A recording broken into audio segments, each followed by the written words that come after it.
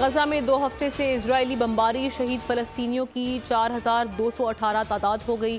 गजा वजारत सेहत के मुताबिक शोहदा में 1524 बच्चे शामिल।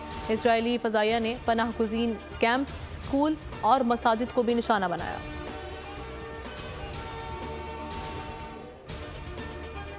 लकी मरवत में इंटेलिजेंस बेस्ड ऑपरेशन के फायरिंग के तबादले में 4 दहशतगर्द मारे गए, 1 गिरफ्तार। ISPR के मुताबिक हलाक दहशतगर्द फोर्सेस पर हमले और शहरियों के कत्ल में मुलव्विस थे।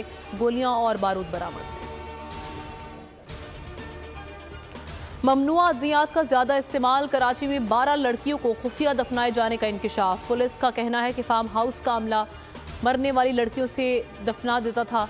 27 सितंबर को सचल से मिलने वाली लड़की की लाश ने भांडा फोड़ दिया।